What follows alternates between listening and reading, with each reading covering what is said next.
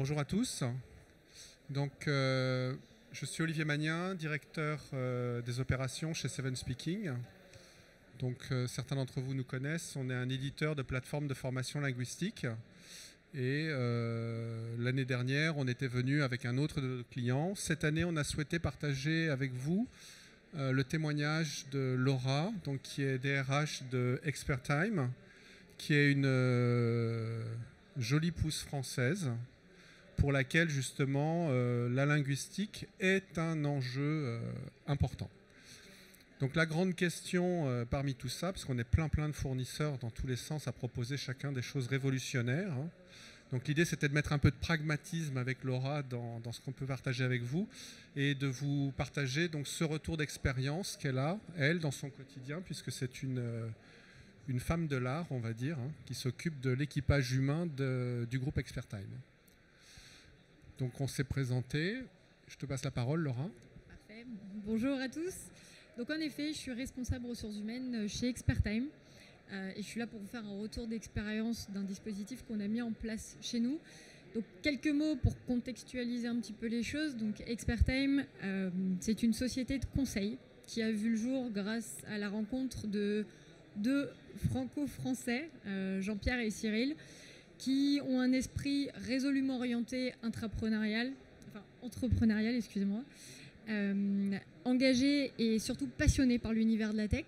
Donc il y a 16 ans, ils ont créé Expertime. Et puis au fur et à mesure, c'est une société qui a connu une croissance en termes d'effectifs, mais aussi en termes de développement, puisqu'on a aujourd'hui 220 collaborateurs pour accompagner nos clients, tous secteurs d'activité confondus, globalement sur toutes les entités que vous pouvez voir dans toutes les villes dans lesquelles on est représenté. Donc ça, c'est un travail qui s'est fait au fur et à mesure, qui connaît une accélération depuis 4 ans, puisqu'on a aujourd'hui 4 activités principales. Donc Expertime Intelligent Cloud, c'est l'expert de l'innovation applicative et conseil sur les solutions cloud, data, IA, en environnement Azure et en environnement Office 365. Donc on a un partenariat très fort avec l'éditeur Microsoft. On a aussi un pôle d'expertise, Expertime Consulting, qui accompagne les entreprises dans la mise en place, la conception et l'optimisation de leur commerce digital. On a Expertime Open, donc en région, qui est sur la conception et la production de solutions web, chatbot et e-commerce. Et Poel Software, qui a vu le jour il y a 4 ans chez nous. C'est de l'intrapreneuriat, parce qu'on a 2 collaborateurs qui ont souhaité créer une solution Digital Workplace, qui aujourd'hui a beaucoup évolué depuis 4 ans, qui connaît une ascension fulgurante, notamment à l'international. Et c'est devenu aujourd'hui une suite de solutions Digital Workplace autour d'un écosystème Microsoft, puisqu'on est une surcouche à Office 365. Si je peux me permettre. Oui. Donc moi, quand j'ai connu le patron de Laura, c'était vraiment la SS2I très classique, hein, comme on les voit partout en France, là, qui vous propose des services de développement. Aujourd'hui, ils ont la complexité, c'est que quand elle parle de 4 activités, c'est vraiment à vivre comme 4 offres, 4 entreprises, un petit groupe en fait. On n'est pas obligé d'être 250 000 dans le monde, hein, pour exister en tant que groupe et en tant que, on va dire, porteur de messages et de valeurs. À une petite échelle, on peut se retrouver avec des complexités qui sont fortes, tout simplement parce que quand on parle de Powell, c'est une autre entité avec, on va dire, une activité d'éditeur de logiciels. Quand on parle de conseil et de consulting, c'est des gens qui pourraient vous accompagner, par exemple, pour la mise en place de votre site internet ou de votre marketing et ainsi de suite. Et finalement, c'est une multiplicité de métiers qui sont proposés. Dans un contexte qui aujourd'hui est très particulier, et là j'invite mes confrères, hein, sachez que dans ce monde de la tech, il y a beaucoup de besoins sur ces métiers, sur des offres de linguistique, parce que c'est l'objet de cette présentation d'aujourd'hui. C'est en quoi, pour Laura, c'est quelque chose de vraiment important et essentiel, alors dans son contexte spécifique d'Expertime, mais qu'on peut projeter en fait sur à peu près toutes les entreprises françaises qui avancent bien, puisqu'on a plein de jeunes pousses, hein, qui commencent à rayonner. Et donc, qui dit rayonnement dit interculturalité, dit multilinguisme, etc.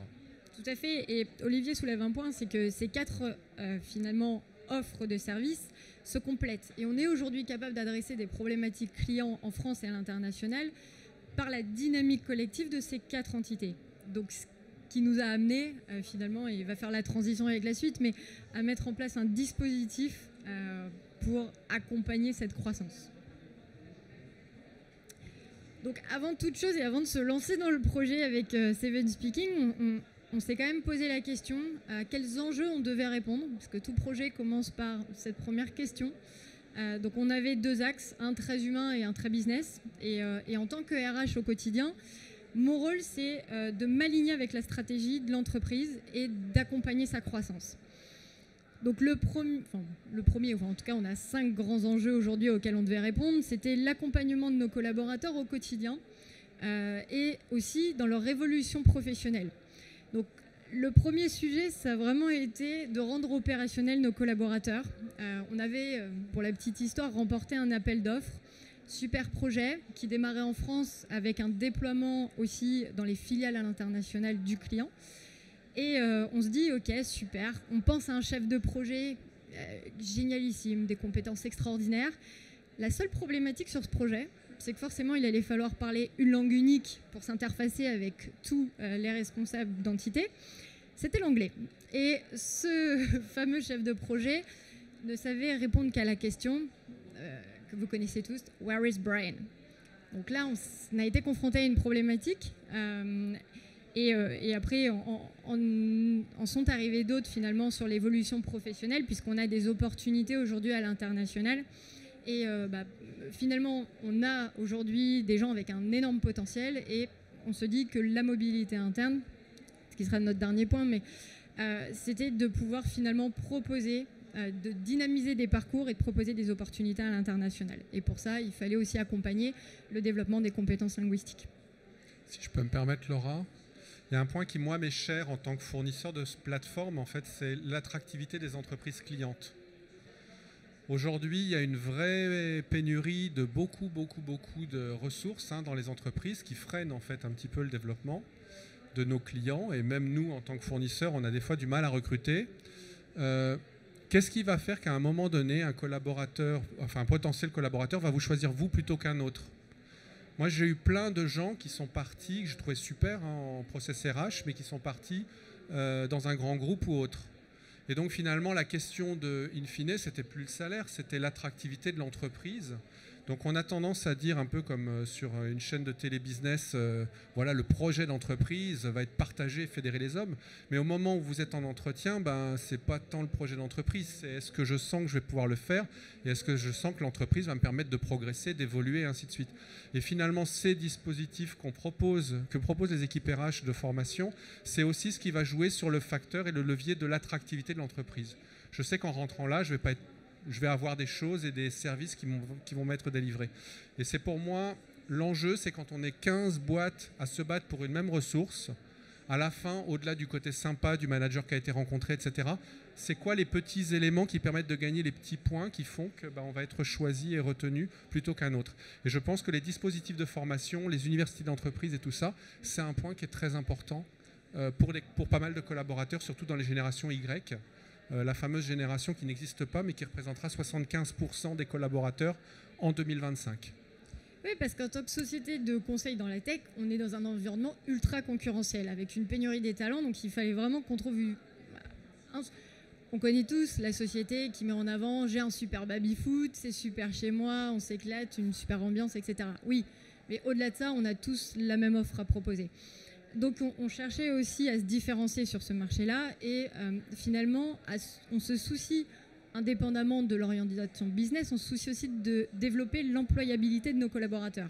Parce qu'aujourd'hui ils sont chez nous, demain ils seront peut-être ailleurs et on parle de mobilité interne mais aussi potentiellement de leur avenir futur. Donc ça c'était aussi quelque chose qui nous était cher. Donc qu'est-ce qui a été déployé chez Expertime? Pour ceux qui nous connaissent, ils doivent en avoir entendu parler, c'est la plateforme Full Access. C'est-à-dire qu'on met une plateforme qui est accessible à tous les collaborateurs en self-service. Après, c'est monitoré. On peut faire du blended comme d'autres camarades. Mais je dirais qu'à la base, c'est surtout démocratiser l'accès à un dispositif d'immersion. Le fait d'avoir mes news tous les jours, le fait d'avoir ceci, le fait d'avoir cela, c'est vraiment... On est fréquemment confronté à ça. Il y a des anecdotes de Laura aussi sur le fait d'avoir l'oreille habituée à entendre de la langue étrangère, de la langue d'apprentissage. C'est des choses qui ne se font pas que dans une salle et que enfermées, attachées à la chaise. C'est aussi des choses qui se font dans le quotidien. Donc l'idée, c'était de proposer une offre de valeur à tous les collaborateurs et en fonction des besoins, de compléter ça par des dispositifs plus one-to-one, plus affinés, avec des professeurs qui pouvaient venir renforcer en fait, le dispositif d'apprentissage. Donc finalement, l'approche qu'a choisi Expertime, c'est de nous écouter puis de mettre vraiment une approche globale en place et surtout en phase avec son business.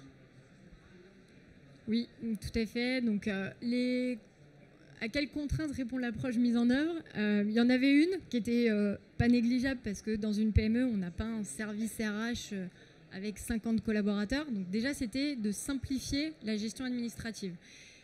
Et finalement de proposer une offre de digital learning globale à nos collaborateurs et de plus avoir à gérer en demande individuelle le montage des dossiers comme on les connaît. Enfin, je ne sais pas quelle est votre fonction, mais moi en tant qu'RH, quand je dois gérer des demandes de CPF, de demandes de formation ou autre, et que j'ai des dossiers, j'en ai peut-être 25 à traiter, bon, ça fait un petit peu de gestion. Donc si on peut simplifier les choses, et ce que nous a permis Seven Speaking, par le fait d'avoir un dashboard RH où je peux moi-même ajouter directement les collaborateurs et les affecter sur la langue choisie. Parce que on parle de l'anglais globalement parce que c'est la langue la plus parlée aujourd'hui, mais on peut très bien se former en allemand, se former en espagnol, se former dans toute autre langue. Ou même le français, pour le coup. Et du coup, on a vraiment voulu donner la chance à chacun. Donc, on a mis vraiment le dispositif pour tout le monde en accès. Donc, à partir du moment où un collaborateur arrive chez nous et qu'il souhaite développer une langue, il se rapproche du service RH et on l'inscrit sur la plateforme. Ça les responsabilise du coup par le fait d'être acteurs de leur évolution professionnelle. Mais ça incite aussi, et c'était assez marrant parce que dans un univers où il y a quand même beaucoup d'hommes aujourd'hui chez nous, ça se challenge pas mal entre le collaborateur de l'équipe cloud et celui de la data qui adresse des sujets un petit peu similaires pour des mêmes clients. Et finalement, il faut booster, c'est à qui progressera le plus vite que l'autre. Donc ça a été vraiment de les responsabiliser à ce niveau-là. Ils ont la liberté aujourd'hui de pouvoir utiliser la plateforme quand ils le souhaitent, c'est-à-dire le matin quand ils prennent un café chez eux, mais aussi sur la pause déjeuner, quand ils sont ils ont une réunion client dans l'après-midi, ils ont besoin d'enrichir un petit peu leur vocabulaire. C'est vraiment un dispositif qui est mis en situation professionnelle. Et ça, c'est hyper important si vous voulez un taux d'adhésion important dans vos structures. Et optimiser le budget dédié à la formation, forcément, on a mis ce dispositif en place et ça nous évite... Olivier donnait une anecdote que je trouvais intéressante et du coup qui m'est un peu plus personnelle. Mais en ce moment, j'organise un mariage, donc toute la complexité de choisir le menu pour tout le monde. Et finalement, si je fais en fonction des spécificités de chacun, entre celui qui ne mange pas de poisson, celui qui ne mange pas de fromage, etc., le budget me coûte très très cher. Alors que si je mets finalement un buffet, alors l'analogie est peut-être pas super, mais en tout cas, ça permet de dire que si je mets un dispositif de formation disponible pour tous, le coût est forcément moindre quand je gère du collectif que quand je gère de l'individuel. Donc, quels sont tes bénéfices en fait dans tout ça? Alors, les bénéfices, ils ont été dans la valorisation de nos collaborateurs, puisqu'ils ont eu le sentiment que finalement on se souciait de leur employabilité et qu'on les accompagnait dans leur parcours professionnel.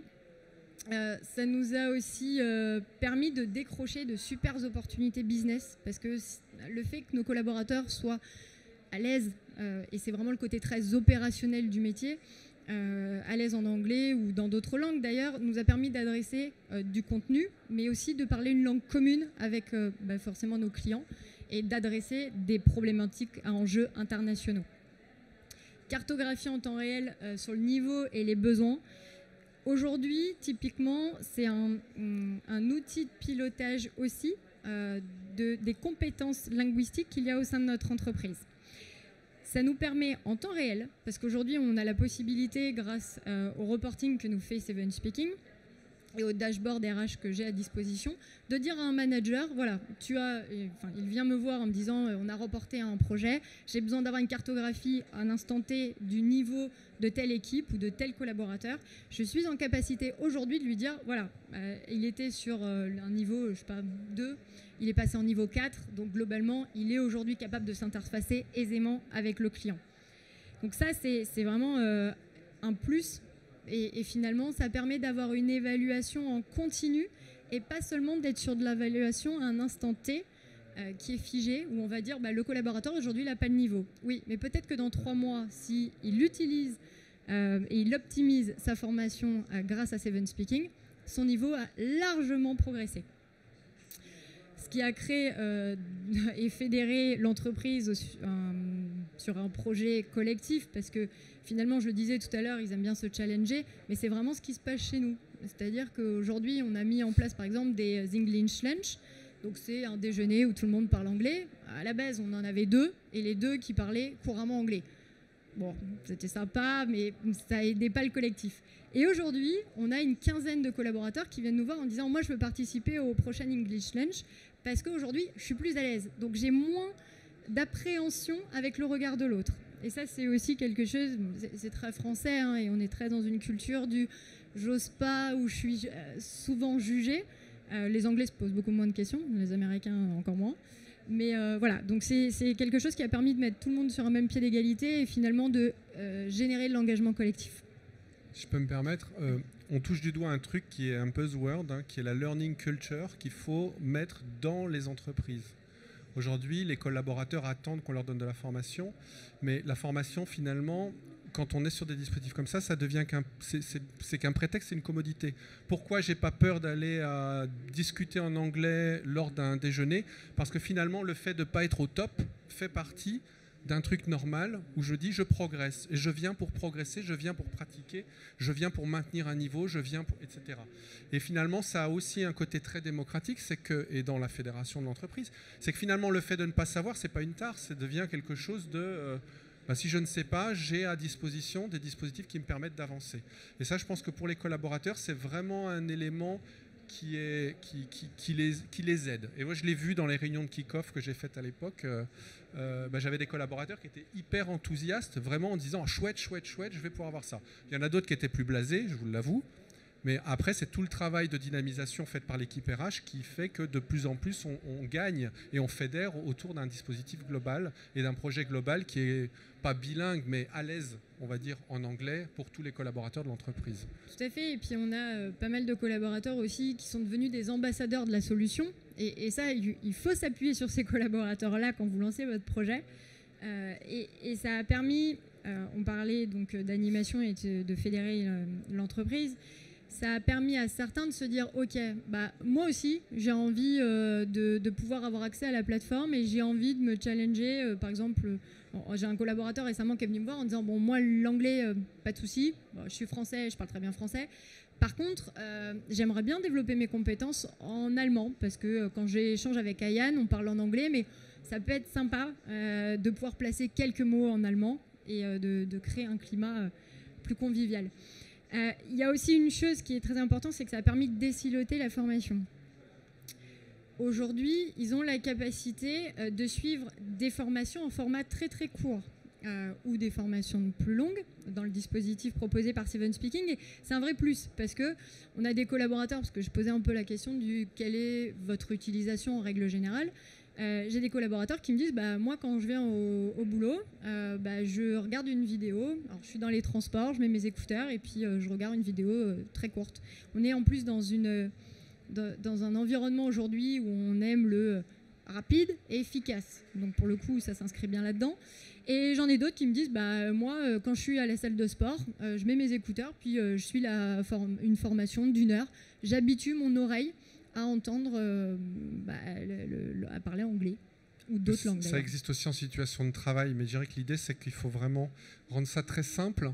Et c'est ce que je disais, quand on silote trop en disant « je mets des temps de formation, je mets des temps de travail », non, c'est quelque chose qui doit être un petit peu mix et permanent. Oui. Ouais. Donc, pourquoi on a mis un dispositif global? Parce que ça a permis finalement à tout collaborateur de pouvoir se connecter quand il le souhaite à la plateforme. Donc ça a permis de baisser la complexité d'accès à la formation et aussi d'arrêter les idées reçues du en grand groupe, je suis formé, en PME, finalement je suis plus là pour le côté un peu polyvalence et agilité. Non, la PME aujourd'hui, et une PME française comme la nôtre, est capable aussi de challenger des grands groupes sur un dispositif de formation. Et forcément, on a gagné en attractivité parce que ça fait partie de notre marque employeur aujourd'hui en interne, mais aussi en externe. Et forcément, ça a rendu l'entreprise plus agile. Donc je vais aller très vite pour la suite parce qu'elle présente un intérêt limité par rapport au témoignage de Laura qui est bien plus intéressant. Premier point, les fameux 4 points clés dont on parle, parce qu'il faut toujours un chiffre qui précède une grande vérité. Donc les 4 points clés pour cette histoire-là, c'est l'accès doit être simple. On communique et on communique encore parce que dans notre travail sur la responsable de formation, si on ne parle pas des dispositifs, les dispositifs n'étant pas connus ne sont pas utilisés. Faire des points d'étape, c'est-à-dire vraiment se forcer, dire je verrai ça, j'ai pas le temps plus tard. Non, vraiment faire des points d'étape réguliers. Alors pas toutes les semaines, mais une fois par mois, au maximum une fois par trimestre, grand max, parce que les choses évoluent très très vite. L'assiduité peut baisser ou il faut redynamiser, il faut tout de suite constater qu'on a effectivement bien redynamisé les dispositifs. Et inciter et récompenser, alors que ce soit par des gamifications, que ce soit par des petits cadeaux, que ce soit par ce qu'on veut. Mais il faut bien qu'à un moment donné, le fait qu'il y ait des forts utilisateurs de la plateforme, il ne sait pas qu'ils usent la plateforme, ce n'est pas des usagers, c'est vraiment des utilisateurs apprenants et il faut quelque part un petit peu célébrer le fait qu'il y a des choses qui sont vraiment avec du succès. Oui, ça vous permet de valoriser lors des entretiens annuels, typiquement avec les collaborateurs, cette montée en compétences. Vous connaissez tous le 70-20-10, je suppose. Moi, je rapproche ça de la fameuse formation en situation de travail. C'est en forgeant qu'on devient forgeron.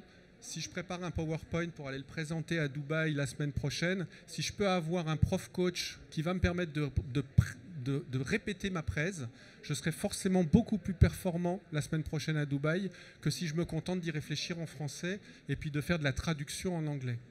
Le fait de vraiment me mettre en situation de travail dans cet apprentissage, je vais énormément gagner. Et ça s'organise très facilement autour de dispositifs comme ceux-là. Donc si j'ai 4 questions très simples pour finir et pour conclure, Laura, qu'est-ce que les utilisateurs ont apprécié dans le dispositif que tu as mis en place ? Alors il y a 3 choses qui sont ressorties. Typiquement la diversité des contenus, parce que ça peut être autant du contenu très actualité comme du très métier, très opérationnel. Il y a eu aussi le multi-device, ça ils y sont très attachés chez nous parce que l'univers de la tech pour le plus gros de l'effectif, donc disponibilité de la plateforme sur PC et aussi sur portable. Et le dernier, ça a été la disponibilité des contenus en online et offline. Donc la fréquence des points d'étape, on va passer, je vais un peu dévoiler le truc, c'est une fois par mois pour être concret. Donc l'anglais qui a un rôle important pour toi, parce que je pense qu'il y a une chose que tu n'as pas dit, c'est combien tu as de nationalités dans l'entreprise. Tout à fait. On fait on fait coexister et collaborer 19 nationalités différentes. Donc on a un multiculturalisme, important et forcément il faut pouvoir se comprendre au quotidien. Donc quand on sait que l'anglais est finalement la langue la plus utilisée dans le monde, en communication internationale, en communication commerciale, scientifique et technologique. C'est la langue officielle dans 75 pays et il y a 750 millions de personnes qui parlent anglais résolument et indéniablement. Il faut monter en compétence à ce niveau-là. Mais pour autant, tu as aussi des collaborateurs outre-Atlantique. Est-ce qu'eux font l'effort de faire comme nous le faisons, d'apprendre une langue étrangère, donc en l'occurrence d'apprendre le français ? On a été très surpris, mais oui, tout à fait. Parce que pour eux, c'est toujours sympathique quand on parle à un de ses collègues et que on utilise quelques mots dans sa langue. Ça permet de montrer qu'on fait aussi un effort vers l'autre et que finalement, il existe aussi à travers cette relation.